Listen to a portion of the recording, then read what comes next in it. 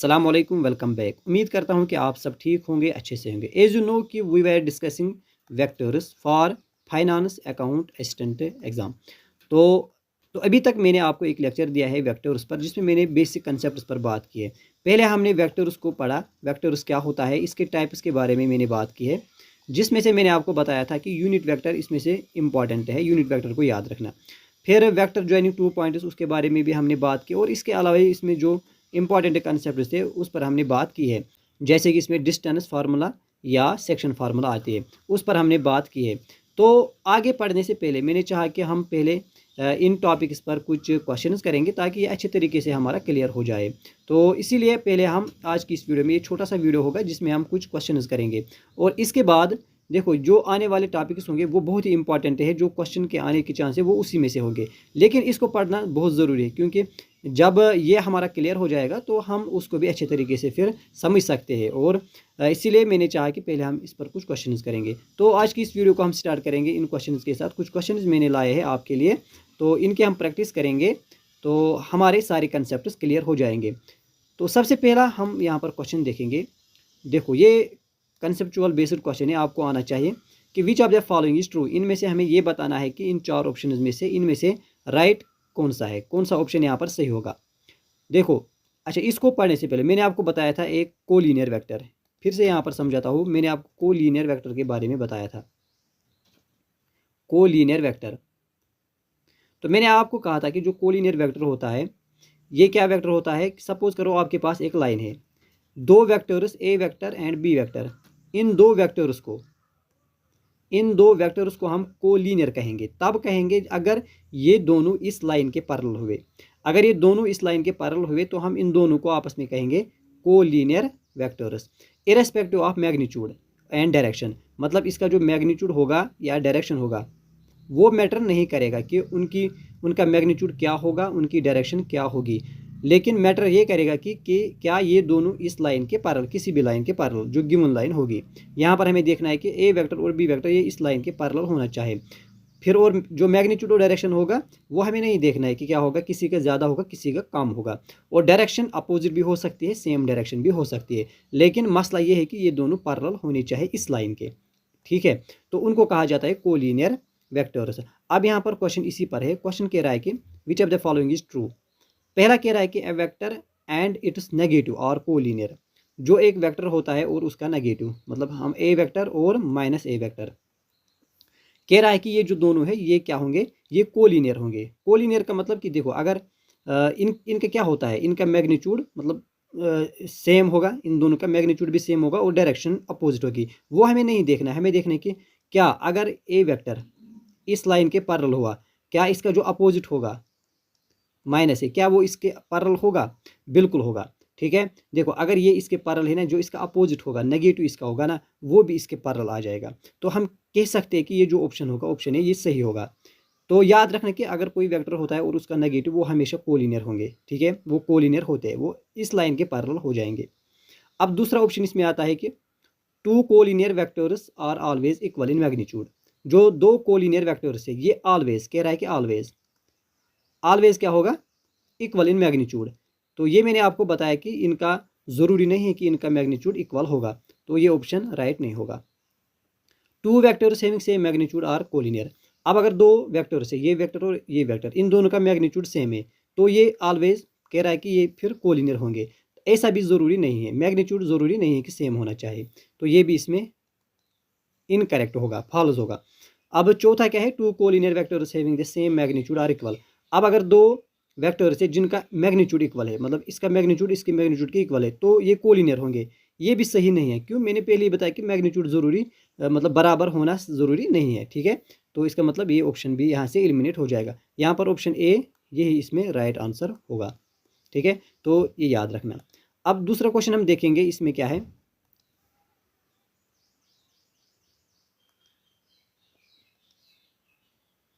देखो हमें बताना है कि find the value of X Y and Z so that the vectors A vector and B vector are equal. यहाँ पर दो vector A vector and B vector, ये क्या है, ये इक्वल वेक्टर से, ठीक है, ये दोनों इक्वल है। तो फिर हमें बताना है एक्स वाई जेड का वैल्यू क्या होगा। देखो यहाँ पर क्या है, अगर ए वेक्टर इक्वल क्या है बी वेक्टर, तो मैंने आपको बताया था कि जब दो वेक्टर इक्वल कब होते हैं, जब उनके कारस्पोंडिंग जो कंपोनेंट्स होंगे वो इक्वल होंगे। यहाँ पर ए वेक्टर क्या है, X I cap plus Y J cap plus Z K cap, ये किसके इक्वल है, बी वेक्टर। बी वेक्टर क्या है, 2i cap Y J cap, यहाँ पर 2 है, 2 और यहाँ पर जेड 2i वाई जे प्लस के, यहाँ पर Y J cap plus K cap. अब देखो ये दोनों इक्वल कब होते हैं, दो वेक्टर्स तब इक्वल होते हैं जब उनके कारस्पोंडिंग कंपोनेंट्स इक्वल होंगे। तो यहाँ पर कंपोनेंट क्या है, यहाँ पर एक्स कंपोनेंट है, यहाँ पर 2, तो हम कह सकते हैं कि एक्स इक्वल टू 2। यहाँ पर कंपोनेंट है 2, ठीक है, तो यहाँ पर क्या है वाई, तो 2 इक्वल टू वाई, या हम कहेंगे वाई इक्वल टू 2, ये दूसरा कंपोनेंट है। अब यहाँ पर देखो तीसरे में, यहाँ पर कंपोनेंट क्या है जेड, यहाँ पर के का कंपोनेंट क्या है, जब कुछ ना हो तो इसका मतलब 1 होगा यहाँ पे, तो जेड का क्या होगा 1 वैल्यू। तो ये हमें फाइंड आउट करना था कि एक्स वाई जेड का क्या वैल्यू होगा, ठीक है। तो यहाँ पर कौन सा कंसेप्ट है, इक्वलिटी का, दो वेक्टर्स इक्वल कब होते हैं, तो दो वेक्टर्स तब इक्वल होंगे जब उनके कारस्पोंडिंग जो कंपोनेंट्स होंगे वो इक्वल होंगे। तो कंपोनेंट क्या होता है, आई का जो कंपोनेंट या जे का कोफिशिएंट के का कोफिशिएंट, उन्हीं को कंपोनेंट कहते हैं। आई बात समझ में, तो ये इक्वल वेक्टर्स का कंसेप्ट है। मैंने कोशिश की है जो भी अभी तक हमने पढ़ा है उन सब पर हम क्वेश्चन करेंगे, ठीक है। अब ये क्वेश्चन, तीसरा क्वेश्चन क्या है हमारे पास, तीसरा क्वेश्चन हमारे पास है कि अगर ए आपके पास एक वेक्टर है आई प्लस 2j एंड बी आपके पास दूसरा वेक्टर है, हमें magnitude of A magnitude of B निकालना है और ये भी बताना है कि क्या ये दोनों वेक्टर इक्वल है। अब सबसे पहले अगर ए वेक्टर ये है आई प्लस 2j, इसका मैग्नीट्यूड क्या होता है, मैंने बताया था मैग्नीट्यूड का मतलब जो कंपोनेंट होंगे उनके रूट के सम ऑफ स्क्वायर, मतलब यहाँ पर कंपोनेंट आई का कंपोनेंट क्या है 1, तो हम लिखेंगे 1 स्क्वायर प्लस यहाँ पर जे का क्या है 2, दैट इज 2 स्क्वायर। अब यहाँ पर के नहीं है तो हम लिख सकते हैं 0k स्क्वायर, 0k वेक्टर, ठीक है। तो 0 यहाँ पर अगर हम लिखेंगे तो उससे फ़र्क नहीं पड़ेगी, लिख भी सकते या नहीं भी लिखेंगे। 1 स्क्वायर 1 होता है, 2 स्क्वायर 4 होता है। अब इसका मैग्नीट्यूड क्या होगा, √5, ये क्या है ए वेक्टर का मैग्नीट्यूड। अब अगर बी वेक्टर का देखेंगे, बी वेक्टर हमारे पास क्या है 2i प्लस जे। अब इसका मैग्नीट्यूड क्या होगा, डायरेक्ट हम बता सकते हैं 2 स्क्वायर प्लस यहाँ पर 1 स्क्वायर, ज़ाड यहाँ पर नहीं है तो वो 0 होगा, ये होगा 2 square 4 plus 1 square 1, that is √5। तो इसका क्या मतलब है, जो दोनों का मैग्नीट्यूड है, दोनों का मैग्नीट्यूड ए मैग्नीट्यूड वो इक्वल है बी वेक्टर के मैग्नीट्यूड के। तो इसका क्या मतलब है कि ये दोनों क्या हो गए इक्वल, ये दोनों क्या हो गए सेम मैग्नीट्यूड के। अब बताना है कि ये इक्वल है, क्या ये इक्वल है। देखो इक्वल कब होंगे, अगर हम यहाँ पर देखेंगे, यहाँ क्या है, यहाँ आई का कोफिशिएंट क्या है 1, यहाँ पर है आई का कोफिशिएंट 2, और इसी तरह से यहाँ पर कंपोनेंट है 2, यहाँ पर कंपोनेंट है 1। तो इसका क्या मतलब है, इक्वल इक्वल वेक्टर्स में मैंने आपको क्या कहा, इनके जो कारस्पॉन्डिंग जो कंपोनेंट्स होंगे वो इक्वल होने चाहिए। अब यहाँ पर कारस्पॉन्डिंग या यहाँ पर क्या है कंपोनेंट 1, यहाँ पर 2, तो 1 इज़ नॉट इक्वल टू 2, तो इसका मतलब ये इक्वल नहीं होंगे, ठीक है। तो यहाँ पर हम लिखेंगे कि इनका मैग्नीट्यूड इक्वल है, बट जो ये दो वेक्टर्स होंगे वो इक्वल नहीं होंगे, ठीक है, तो इक्वल ये नहीं होंगे। तो इस तरह से आपको देखना है। अब इस क्वेश्चन को करेंगे हम, देखो ये क्वेश्चन मैंने आपको बताया था ये इंपॉर्टेंट है, इसलिए क्योंकि इसमें क्या है, find unit vector in the direction of A vector. मैंने आपको एक चीज़ बताई थी कि अगर आपको निकालना है कि कोई भी unit vector in the direction of the given vector A vector, ठीक है, वो क्या होता है, वो होता है A vector divide by magnitude of A vector. अब अगर हम यहाँ पर देखेंगे, यहाँ पर ए वेक्टर क्या है, ए वेक्टर यहाँ पर है 2i cap 3j cap plus K cap और डिवाइड बाई मैग्नीट्यूड। इसका मैग्नीट्यूड क्या होगा, मैग्नीट्यूड का मतलब इस वेक्टर का मैग्नीट्यूड होगा √2 square plus 3 square plus 1 square. अब ये कितना होगा, 2 square is 4, 3 square is 9, 1 square is 1, that is 14। तो डिवाइड में क्या आएगा 14, इनको ऐड करने पर। अब इसको हम अलग अलग भी लिख सकते हैं, जैसे कि 2 डिवाइड बाई √14i,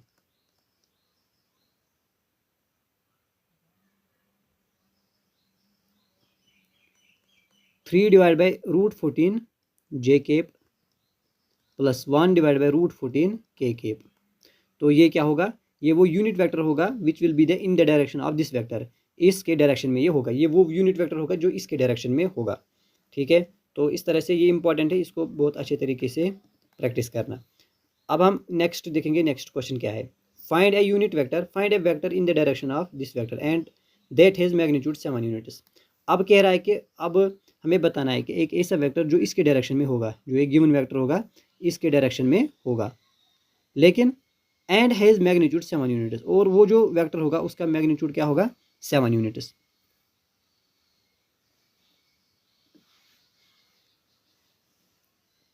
तो हम क्या करेंगे, सबसे पहले हम इसी तरह से करेंगे जिस तरह से इससे पहले हमने क्वेश्चन किया। हम पहले वो वेक्टर ढूंढेंगे, वो क्या होगा, देखो वो वेक्टर क्या होगा, वो यूनिट वेक्टर जो इसके डायरेक्शन में होगा वो होगा ए वेक्टर, यही वेक्टर डिवाइड बाई इसी का मैग्नीट्यूड। तो ये वेक्टर क्या है, ये वेक्टर है आई माइनस 2j। अब यहाँ पर k नहीं है, ठीक है, उसको नहीं लिखेंगे। इसका मैग्नीट्यूड क्या होगा, इसका मैग्नीट्यूड हम निकाल सकते हैं, आई का यहाँ पर कंपोनेंट है 1 दैट इज़ 1 स्क्वायर, j का कंपोनेंट है -2 दैट इज़ -2 स्क्वायर। तो ये होगा 1 स्क्वायर प्लस 2 स्क्वायर, ये होगा 1 स्क्वायर प्लस 4 दैट इज़ √5। तो यहाँ पर आएगा √5। ठीक है यहाँ तक। अब कह रहा है कि इसका मैग्नीट्यूड क्या है, 7 units, and has magnitude 7 units. अब यहाँ पर हम मैग्नीट्यूड से इसको मल्टीपल करेंगे। तो अगर हम इसको, ये इसका मैग्नीट्यूड है, ठीक है, तो अगर हम इसको क्या करेंगे, मल्टीपल 7, तो वो 7 इसमें भी मल्टीपल होगा, मतलब 7 ए वेक्टर है वो क्या होगा, ये हम लिख सकते हैं 7 डिवाइड बाई √5, मतलब ये 7 इसके मल्टीपल में भी होगा, ये 7 इसके मल्टीपल में भी होगा। आई केप -2 इंटू 7 होता है 14 that is 14 divide by √5 J cap. तो ये होगा वो वेक्टर। सिंपल हमें पहले वही वेक्टर निकालना है जो इसके डायरेक्शन में होगा, फिर इसको 7 से मल्टीपल करना है। तो ये वो वेक्टर होगा जो कि इसके डायरेक्शन में होगा और इसका मैग्नीट्यूड क्या होगा, 7 यूनिट्स। ठीक है, तो इस तरह से ये क्वेश्चन आपको करना है। नेक्स्ट क्वेश्चन देखेंगे, देखो यहाँ पर क्या है, find the vector joining the points. अब हमने ये पढ़ा था कि अगर हम दो वेक्टर्स को ज्वाइन करते हैं तो हमारे पास जो तीसरा वेक्टर आता है वो किस तरह से आता है और उसको किस तरह से हम लिखते हैं। तो यहाँ पर हमारे पास क्वेश्चन है कि find a unit vector, find A vector joining points. एक है हमारे पास पी पॉइंट जिस पर 2, 3, 0 पॉइंट है, और दूसरा क्या है, क्यू वेक्टर, इसमें -1, -2, -4 पॉइंट से। अब अगर हम इन दोनों को ज्वाइन करेंगे इस तरह से, ये एक वेक्टर होगा, ठीक है, ये एक वेक्टर होगा, ये दूसरा वेक्टर होगा। तो इसको हम कैसे करते हैं, मैंने आपको बताया, अगर हमें पी क्यू निकालना होगा हम लिखते हैं, देखो इनको माइनस करेंगे, दैट इज़ -1 यहाँ पर है, इसको माइनस करेंगे, इसका कारस्पोंडिंग जो पॉइंट होगा -2, और इनके साथ आई लिखेंगे। इसी तरह से जो ये कंपोनेंट्स जे के कंपोनेंट्स -2, -3, -2, -3 इनको लिखेंगे और जे से मल्टीपल करेंगे। फिर मैंने बताया -4 जो तीसरा होगा, -4 इसको माइनस करना है 0 के साथ, और यहाँ पर के केप लिखना है। अब -1 -2 होता है -3i, -2 -3 -5 होगा जे केप, -4 -0 -4 ही होता है और के केप। तो ये होगा वो वेक्टर। ठीक है, जब हम पी और क्यू को ज्वाइन करेंगे हमारे पास ये वेक्टर आएगा। ठीक है, ये पी एक वेक्टर है, इसको हम पी वेक्टर जो इसको इस तरह से भी लिख सकते हैं, 2i + 3j + 0k -i -2j -4k। तो अब अगर हम इन दोनों को देखो, ये क्या होती है, ये इनकी होती है कंपोनेंट फॉर्म, कंपोनेंट फॉर्म।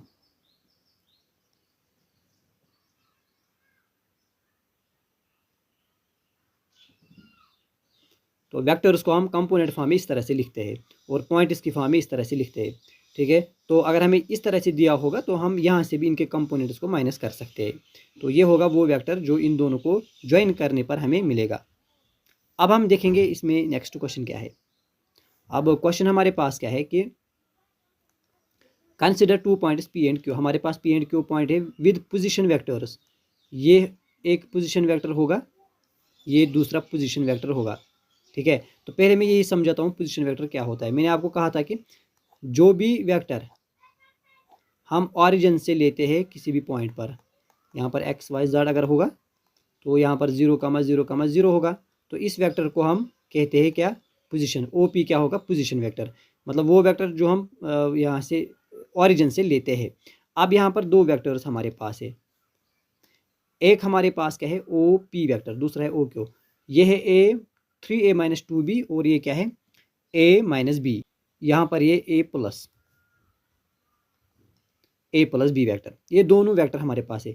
हमें बताना है कि find the position vector of point R। Point R का हमें पोजीशन वेक्टर बताना है।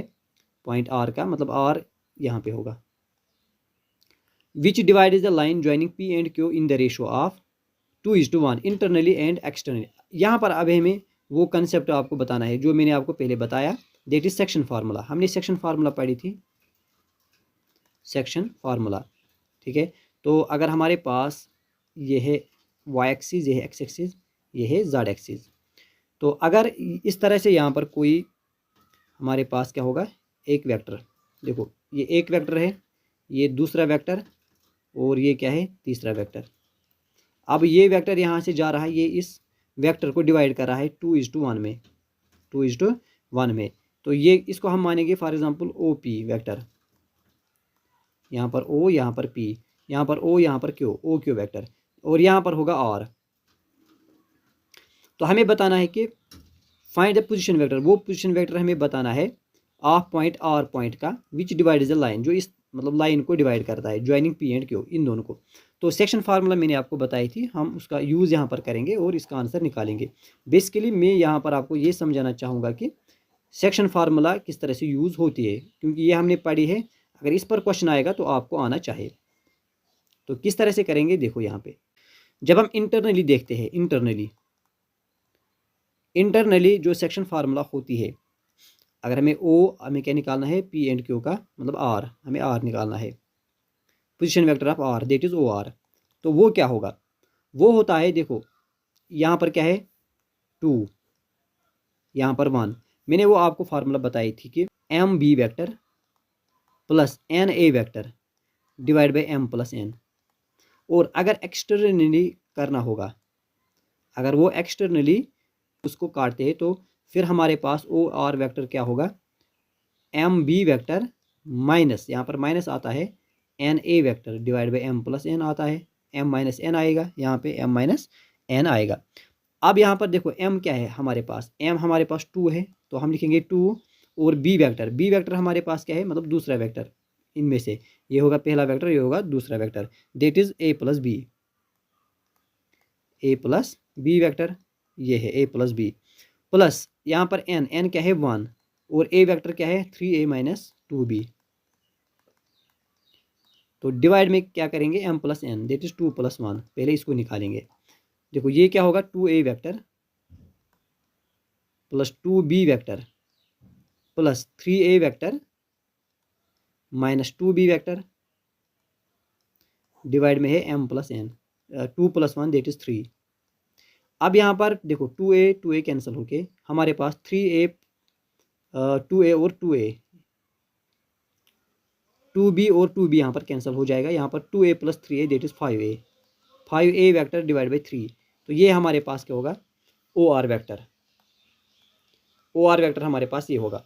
अब इसी तरह से अगर हम यहाँ पर निकालेंगे एक्सटर्नली, तो हम क्या करेंगे, यहाँ पर इस फार्मूला का यूज़ करेंगे और यहाँ से ये निकालेंगे। किस तरह से, देखो अब मैं डायरेक्ट इसको करता हूँ। यहाँ पे सबसे पहले हम लिखेंगे 2A प्लस B वेक्टर, फिर बीच में माइनस आएगा, 1 इंटू 3A माइनस 2B आएगा, डिवाइड में वही 3 आएगा, 2 यहाँ पर 3 नहीं, 2 माइनस 1 आएगा। अब 2A इसको मल्टीपल करेंगे, 2A प्लस 2B माइनस यहाँ पर 3A माइनस यहाँ पर प्लस आएगा 2B। अब यहाँ पर क्या होगा, डिवाइड में इसके 1 है।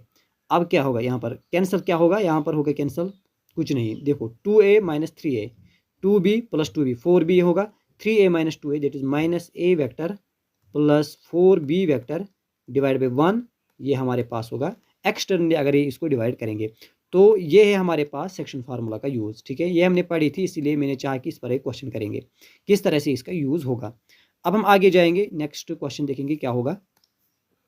क्वेश्चन हमारे पास क्या है, find a unit vector in the direction of P q vector wire P and Q R the points. ये हमारे पास पी एंड क्यू पॉइंट्स है। देखो क्या है, अगर हमारे पास पी एक पॉइंट है 1 2 3 और क्यू दूसरा पॉइंट है 4 5 एंड 6, तो इसका मतलब इस पी वेक्टर का अगर हम इसको वेक्टर बनाएंगे पी वेक्टर, तो ये होगा I plus 2j cap plus 3k cap.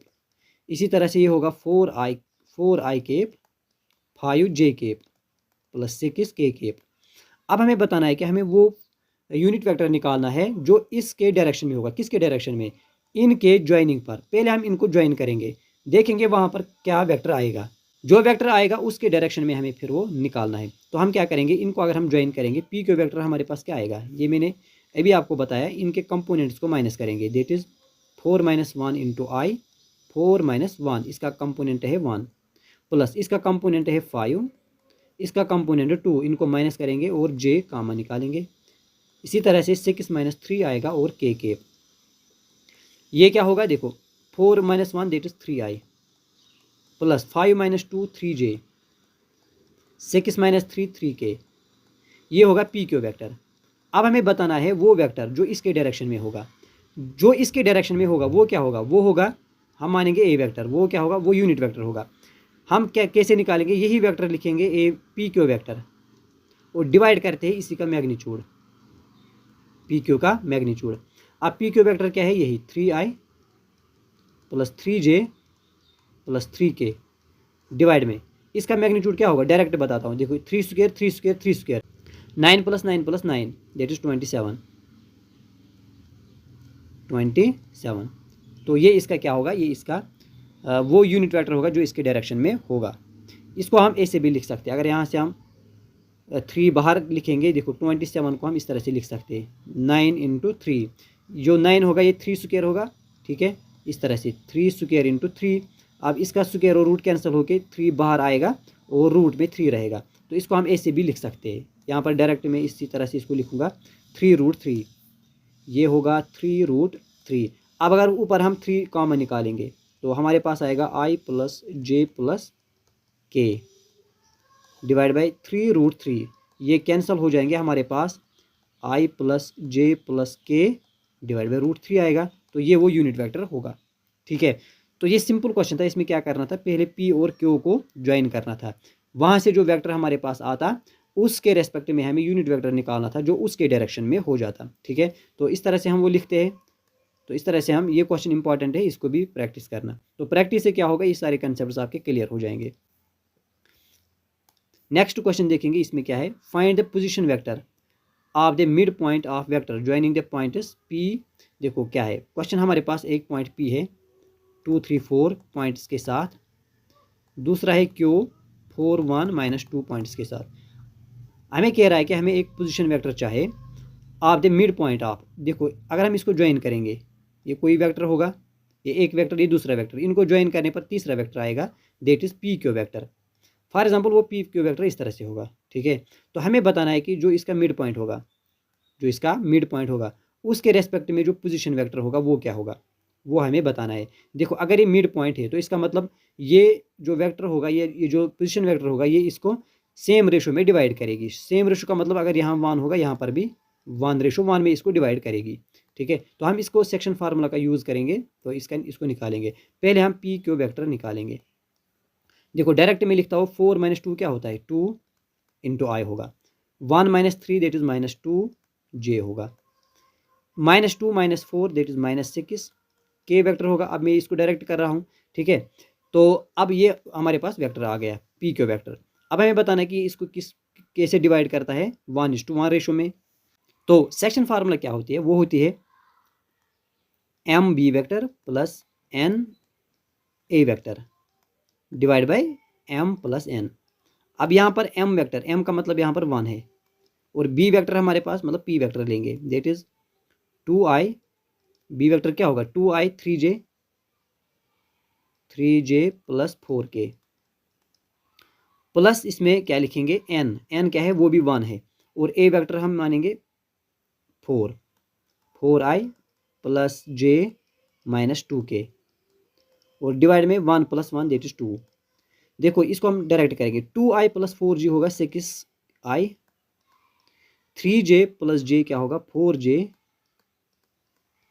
4k minus 2k that is 2k divide में 2 को अगर कॉमन निकालेंगे, देखो ये 2 इस 2 के साथ पहले लिखूंगा यहाँ पर 2 अगर कॉमन निकालेंगे यहाँ पर बचेगा 2 इंटू 3i प्लस यहाँ पर 2j होगा जो बचेगा यहाँ पर 1k बचेगा डिवाइड में 2 आएगा और ये दोनों कैंसिल हो जाएंगे।